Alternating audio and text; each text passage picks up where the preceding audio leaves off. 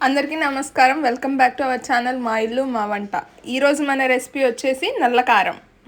ఈరోజు నల్లకారానికి కావాల్సిన పదార్థాలు 150 గ్రాముల ఎండుమిర్చి, 1 కప్పు పల్లీలు, 3 టేబుల్ స్పూన్స్ ఉప్పు, 1/2 కప్పు పచ్చిశనగపప్పు, 2 టేబుల్ స్పూన్ జీలకర్ర, 1/2 కప్పు మినపప్పు, 1 కప్పు ధనియాలు, 70 గ్రాముల చింతపండు, ఒక పెద్ద 2 వెల్లుల్లిపాయలు, కడుక్కొని ఆరబెట్టుకున్న కరివేపాకు. బాండీ తీసుకొని 3 టేబుల్ స్పూన్ ఆయిల్ వేసుకొని స్టవ్ ఆన్ చేసుకొని ఆయిల్ హీట్ ఎక్కాలి. ఆయిల్ హీట్ ఎక్కిన తర్వాత అప్పుడు 1 కప్పు ధనియాలు వేయించుకోవాలి. ముందుగా ఆయిల్ హీట్ ఎక్కనివ్వండి. నల్లకారం ఈ టిఫిన్స్లోకే కాదండి, రైస్లో కూడా చాలా బాగుంటుంది. కొంచెం గీ వేసుకొని నల్లకారం వేసుకొని తింటే ఆ టేస్ట్ వేరే లెవెల్ అండి.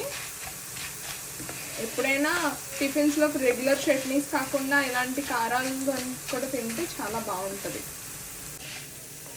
ధనియాలు వేగాయి, జీలకర్ర యాడ్ చేసుకుంటున్నాము.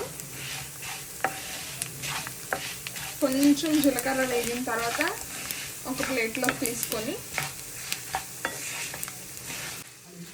జీలకర్రను ధనియాలు వేగిపోయాయి, ఒక ప్లేట్లోకి తీసుకుందాము. వేయించుకొని పక్కన పెట్టుకున్న జీలకర్ర ధనియాలు ఇప్పుడు అదే ప్యాన్లోని కొంచెం ఆయిల్ తీసుకొని పచ్చిశనగపప్పు వేయాలి.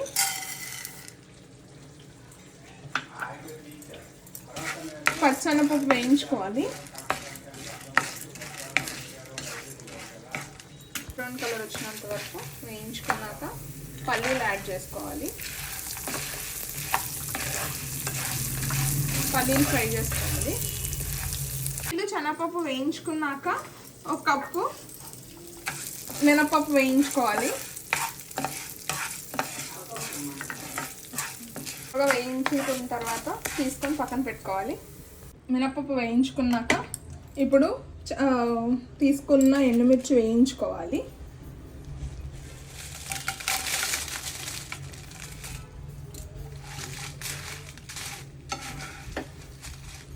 మిర్చి వేగిపోయిన తర్వాత ప్లేట్లోకి పక్కన తీసుకోవాలి.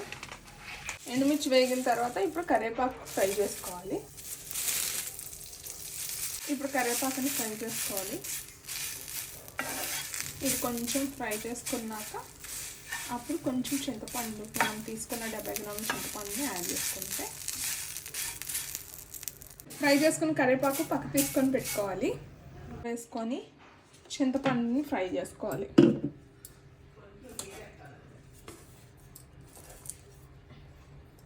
తీసుకున్న చింతపండుని కొంచెం లైట్గా వేయించుకుంటే సరిపోతుంది. చింతపండుని వేయించుకున్నవన్నీ మిక్సీ పట్టుకోవాలి. వేయించుకున్న ఐటమ్స్ అన్నీ మిక్సీ పట్టుకున్నాము. మిక్సీ పట్టుకున్నాక పొడి ఇలా రెడీ అయ్యిందండి. మిక్సీ పట్టుకున్నప్పుడే కొంచెం సాల్ట్ అనేది ఇందాక చూపించాం కదా, 3 స్పూన్స్ ఆఫ్ సాల్ట్, అది యాడ్ చేసుకోవాలి. ఇప్పుడు వేడి అన్నంలో కాస్త నెయ్యి వేసుకొని ఈ నల్లకారం వేసుకొని తింటే చాలా బాగుంటుందండి. వీలైతే మీరు కూడా ట్రై చేసి ఎలా ఉందో కమెంట్ చేయండి.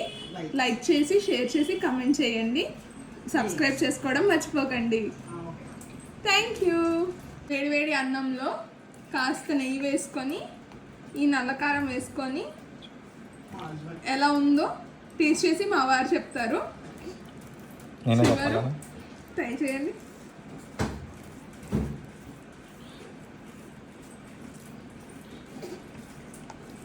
నాకే ఎందుకు బంపర్ ఆఫర్?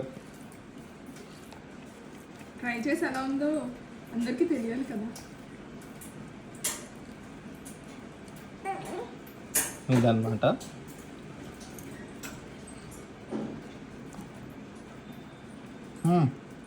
బాగుంది. Nice actually. Good one. బాగా చేశారు ఇద్దరు. Thank you.